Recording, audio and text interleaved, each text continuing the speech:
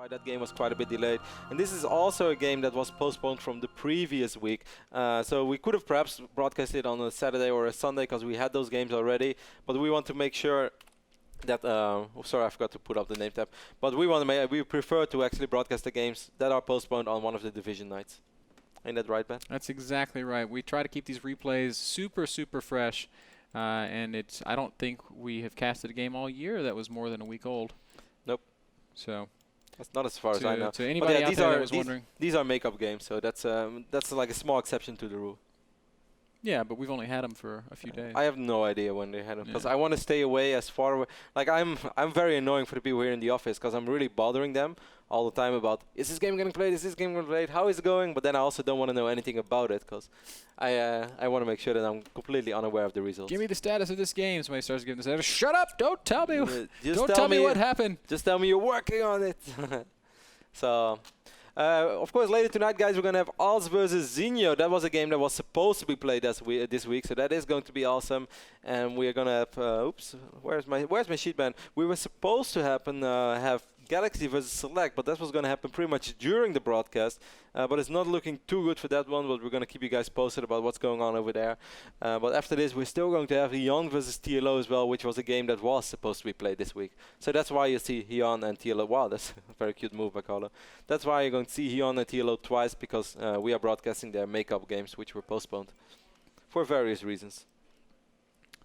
Looks like it'll be 1Rack's fast expand for Cloud. No, he has a gas. What are you doing, Cloud?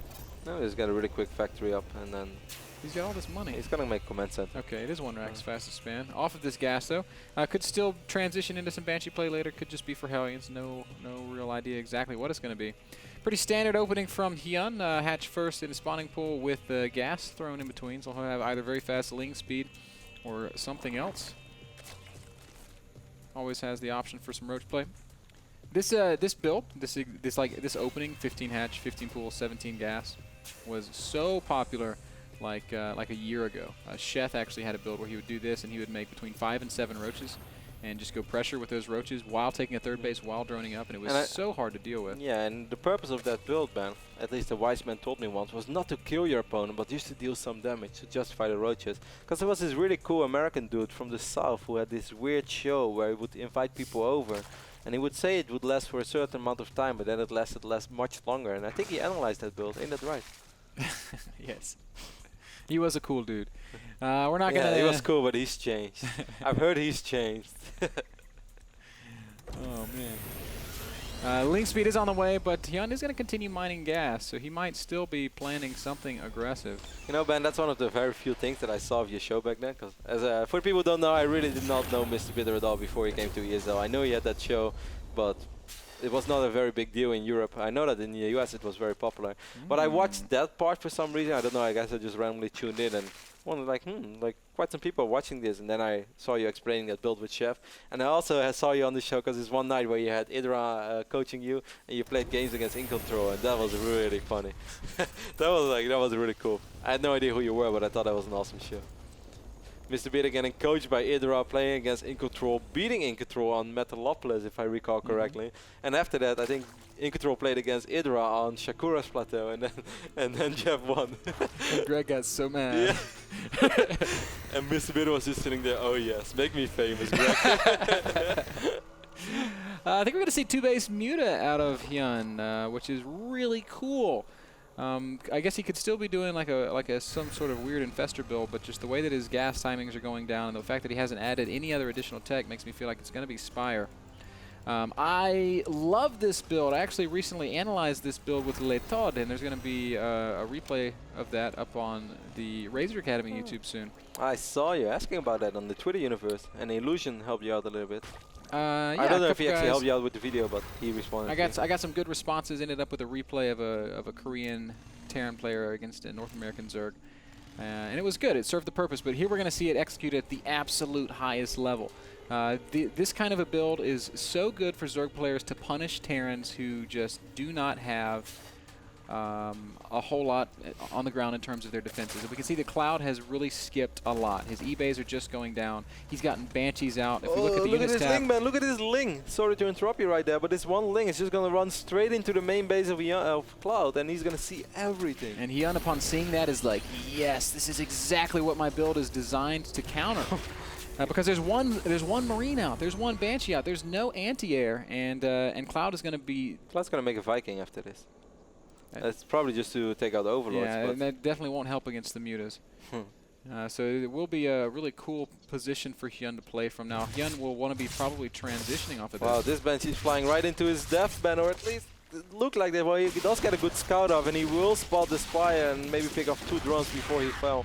I think he did pick off 2 drones, yes, that's correct. The good news for Cloud is that it should prompt some turrets, and of course we do see turrets going down immediately. 7 Mutas are in production. This is one of those moments, man, where you do not want to go low on the turrets. Cloud is on triple orbital right now. He knows he's playing against a 2-base Zerg. You're going to have an insane amount of mineral, Cloud, so please don't be greedy and just build as many turrets as you wish for. And he's throwing up 5 right now, which I think is a respectable amount. The cool thing about this build, though, Kevin, is that you don't have to do a whole lot of damage with it. Cloud is never going to be able to leave his base, at least not any time in the immediate future, because he's going to be... Do you think these Hellions will? No. No. For a second, I thought maybe. Yeah. They deal damage so slow. If those Mutas wouldn't have turned around, I was keeping a close eye on it. Oh, look at this. Hyun's taking it to the next level. Oh, and he's going to be able to kill the Hellions as well, man. These Lings are going to try to sandwich the Hellions. Oh, this might actually prompt the scout for Cloud. Cloud's going to spot the Banelings, but it's not going to matter. There's no siege tanks out. Now we're going to have Mutas, Zerglings, and Banelings waddling into the main base. There are a lot of turrets, though. Here come the SCVs. This one turret will fall. Bailey's going to go up the ramp. Oh, but so much damage is going to be dealt here. SCVs falling, Marines being split and crushed, and Hyun. Wow, what great execution. Just a fantastic build order counter basically against what Cloud has done. GG gets called fast and furious. Hyun takes it down in 10.5 minutes with some great play. Beautiful execution of the build that you were describing, Ben. Just close to flawless play. A little bit perhaps unfortunate for Cloud to have those Hellions so far out of on the map, but of course normally you want to be active with those Hellions. Yeah, I mean that's what they're for, man. Yeah. Deny creep to slow down that third base. So do you think he should have done a better job at keeping track of all those links, maybe trying to hold the Zelnaga watchtowers a little bit better? I mean, yes, of course it helps if you can see exactly what's happening, if you can keep the Lings out of your face, but once more, that's almost a build order counter. Because there is no siege tank. Cloud skipped so much to both have triple orbital, have the upgrades rolling like he did, have the Banshee tech out. Like he was really investing in a lot of things that were not units, and Hyun capitalized on it just beautifully. And the fact that usually you'll see a player open up with the Mutas, force Terran to turtle up, and then just explode everywhere. Expand, add a bunch of drones, go up to 80 drones, get Hive. Hyun went the exact opposite way. He got the Mutas out, forced Cloud to turtle up. Cloud probably invested 1,000 resources into turrets there.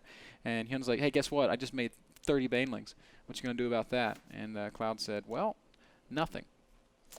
Cloud did say nothing. Means another $150 for Hyun. Of course, the NASL is paradise for Hyun, because instead of spending 8 hours on an online cup, all he has to do is show up and play 1 best of 3 on time, and then he can win $150. So far, that's exactly what he's been doing. He's 4-0 right now, Ben, in this season.